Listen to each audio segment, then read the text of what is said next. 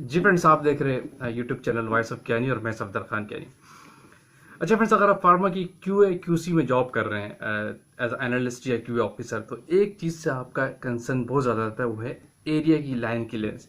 जो प्रोडक्शन में different area में मैन्युफैक्चरिंग होती है, उनकी लाइन क्लियरेंस की रिस्पॉन्सिबिलिटी होती है क्यू ऑफिसर की या क्यूसी ऑफिसर या क्यूसी एनालिस्ट जो भी है। अगर आपका डिपार्टमेंट मर्ज है और आप क्यूसी में है, तो फिर आपको ये दोनों काम करने पड़ते हैं।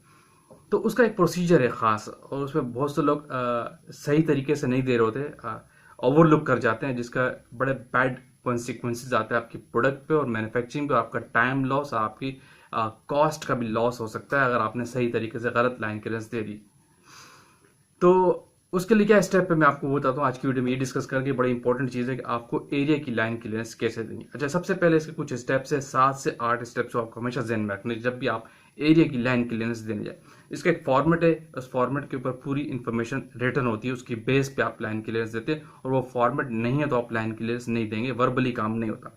जिसमें सबसे पहले उस फॉर्मेट के ऊपर ये कि जिस एरिया की आप लाइन क्लियरेंस दे रहे हैं वो एरिया का नेम मेंशन हो। अगर आप कंप्रेशन एरिया की लाइन क्लियरेंस दे रहे हैं, जिस मशीन की लाइन क्लियरेंस दे रहे हैं, इनकैप्सुलेशन की दे रहे हैं, ब्लिस्टर एरिया की लाइन क्लियरेंस दे रहे हैं, या सिर्फ फिल्म एरिया की लाइन क्लियरेंस दे रहे हैं, या डिस्पेंसिंग एरिया की लाइन क्लियरेंस दे रहे हैं, तो सबसे पहले वो एरिया नेम मेंशन। उसके बाद जो प्रीवियस प्रोडक्ट वहां पे चलाई गई, बनाई गई, उसका नाम और उसका बैच नंबर मेंशन उस प्रोडक्ट के ऊपर, और वो वहां पे नहीं होनी चाहिए। उसके बाद नंबर 3 पे जो प्रोडक्ट और जो बैच चलाने जाया जा रहा है, वहां पे जो भी वो जिस पे वर्किंग करने जा रहे हैं, वो उसके ऊपर मेंशन, उसका नेम, उस प्रोडक्ट का नेम और उसका बैच नंबर। इसके बाद जो पॉइंट आपने ये 3 सबसे पहले चेक करना। फिर उसके बाद चौथा पॉइंट, एरिया बिल्कुल क्लीन होना चाहिए, कोई वहां पे डस्ट नहीं होनी चाहिए। नंबर 5, अगर वहां पे टेम्परेचर ह्यूमिडिटी खास रिकमेंडेड है तो वो कंट्रोल होने चाहिए। अगर वो कंट्रोल नहीं है तो आप लाइन क्लियरेंस नहीं देंगे, हमेशा याद रखिएगा। इस पे बहुत सारे क्वेश्चन रेज हो जाते हैं।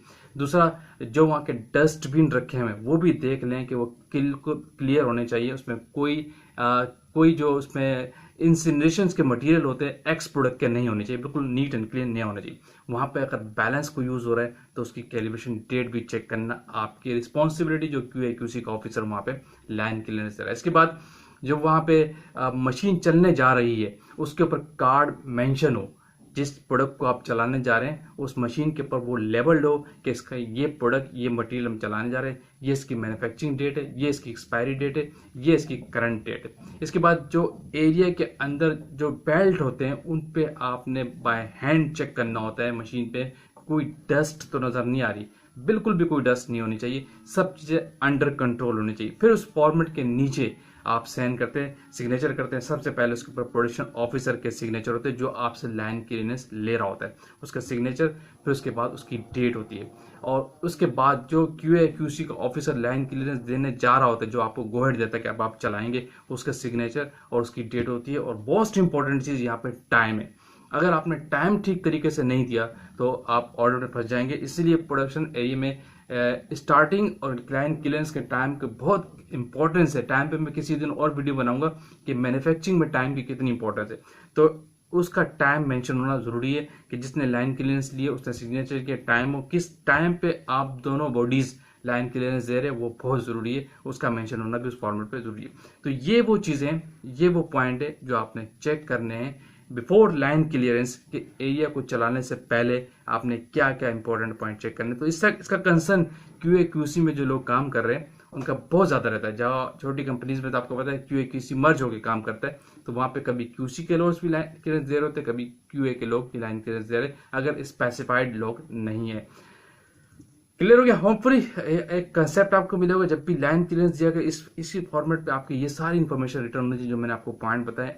7 से 8 पॉइंट है, 10 पॉइंट है, ये आपके इस फॉर्मेट के ऊपर लाजमी हो तो फिर आप लाइन क्लियरेंस दिया करें।